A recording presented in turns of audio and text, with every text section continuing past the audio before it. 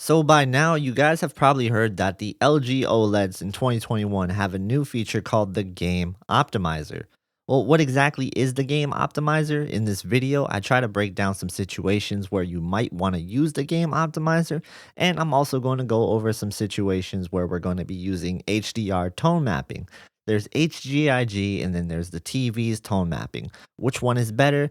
Well, let's check that out. Hey everyone, what's going on? Welcome to the channel Tech with KG. If you're new here, we talk about TVs a lot. We talk about gaming a lot. We talk about gaming on TVs. We love gaming TVs. What else is there to say? Hit the subscribe button if you're into that. You will not be disappointed.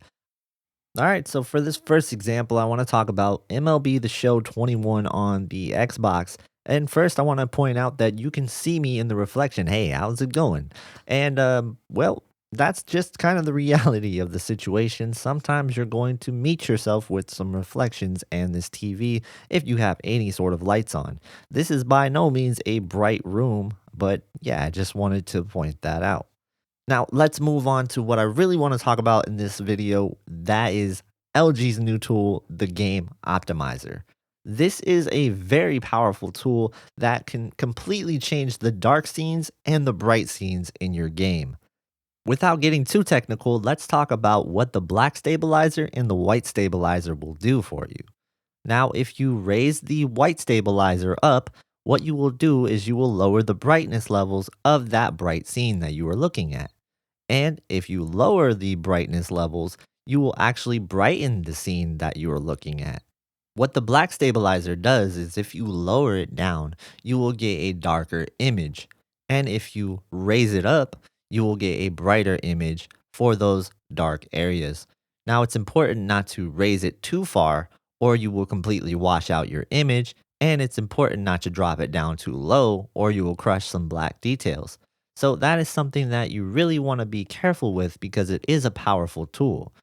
So I'm sure some of you are thinking that you can already do this in your game options menu or your TV options menu. You can either raise or lower the brightness, raise or lower the contrast, raise up the gamma. You can do this and affect the image.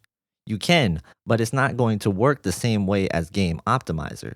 Because when we're talking about Game Optimizer, the white stabilizer is only affecting the bright images, and the black stabilizer is only affecting the dark areas. So you're really only raising that part of the image. You're not going to be losing any of your brightness details if you lower the black stabilizer. So it's really key to really remember that part when you're using the Game Optimizer. Inside of the Game Optimizer menu, you also have access to the OLED Motion Pro, which is going to be your black frame insertion. Keep in mind, you won't be able to use this if you use a VRR. Also, you have the ability to use a blue light reduction. Reducing the output of the blue light can help you get to sleep a little bit better, and also it'll cut down on some eye strain. So, that is a really nice thing to have in this TV. Also, maybe you're just a fan of that warmer image that is presented to you, then you should go ahead and try it. Right now, I have the TV on warm, but when you see that I engage the blue light filter, you get an even warmer look and almost a more natural look at times. So, on top of the white stabilizer and the black stabilizer, you also have the ability to fine tune dark areas, which is going to give you a little bit more of a smaller incremental increase or decrease in the black levels for your TV. So that's something you might want to play with if you think that the other one is a little bit too aggressive. So the other thing about the Game Optimizer you'll notice is that it has preset modes. Well, these are just going to be modes that you can select for certain genres. This doesn't mean that you have to use them for that genre. Let's say you don't play RTS at all, you can just use the RTS setting just to save your own settings for a certain game that you do play. And for FPS, the first person shooter, I think that the options that they give you there is actually pretty nice because what it does is it lets you see into shadows and see enemies that might be hiding there. You can even raise this up even more, and it almost feels like you're cheating at times. So that's going to make the image look a little undesirable, to be honest. But if you're just playing for competitive advantages, that's something you could do. So let's talk about a circumstance where you're not going to be doing it for a competitive advantage, but really just for your benefit of having a better atmosphere, a better look to your image. So there's people that are going to say, "Hey, don't use this. It messes with the creator's intent." But let's just take this example. Like what if there was a zombie game and that zombie game for whatever reason is just too bright. It just doesn't feel like it's very atmospheric. You don't like that brightness to it. You want to make it lower and you want to feel like you're actually in a zombie type atmosphere, right? Well, for video games, the creator's intent isn't always the best intent. So having that extra tool with Game Optimizer is actually a really nice feature. So yeah, if a game ships with really bad HDR, which you know a couple of games already did that, maybe something like this could help a bit. Also, something that really could help a bit with bad HDR is the HDR tone mapping that is built into this TV. So this TV will try to tone map the image on the screen, but oftentimes it may brighten it too much to your liking. So it's something you really want to play with.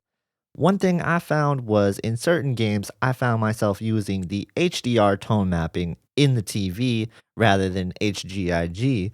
But more often than not, I think that HGIG definitely won out. But like I said, it's going to be a game by game basis. For MLB The Show, I thought that the HDR tone mapping in the TV worked much better than the HGIG tone mapping. So, if you take a look at the HGIG tone mapping, you'll see that really only the sky is affected and the UI to a certain degree. But when we use HDR tone mapping for the TV, well, what we have is a brighter, punchier image because it's tone mapping the whole entire image. In a lot of circumstances, we wouldn't like this. But for this game, it really does appeal to me more and it feels like it fits a lot better. And I just like the image overall. So, an example where I think this is kind of flip flopped is Sea of Thieves. So, here we have this very beautiful scene from Sea of Thieves. And I have to say that when you have HDR tone mapping off, it definitely looks kind of dull to what it should look like. Even with tone mapping on, it still looks a little bit dull, admittedly, coming from a Samsung TV. But for OLED standards, I think this is actually not that bad. With the HGIG method of tone mapping, you'll notice that the water is sparkling, the sand is shimmering. It is very nice looking. You'll still get this with HDR tone mapping, but you're raising other areas that really, in my opinion, don't need to be raised in this situation. So I think the best way to think about this is, do you want to affect the whole image or do you only want to affect some of the image? And some of the time, HGIG tone mapping really doesn't feel like it does much, or the developers just didn't implement it very well in the certain game. And that's where HDR tone mapping for the TV will do a little more work and probably be the better option for you. It's best to just play around with the two and see what you like better. So yeah, while this wasn't the full gaming review, I did want to point out a couple of things related to gaming today. Let me know what you guys think in the comments. Which HDR tone mapping method are you going to be using the most? And are you going to use Game Optimizer at all, or are you just going to leave it alone at the standard setting? Let me know in the comments. And if you want to see more content like this, let me know that as well. Also, if you guys haven't seen my other content on the LGC one, I suggest you give that a look. Thank you so much. I hope to see you guys in the next video.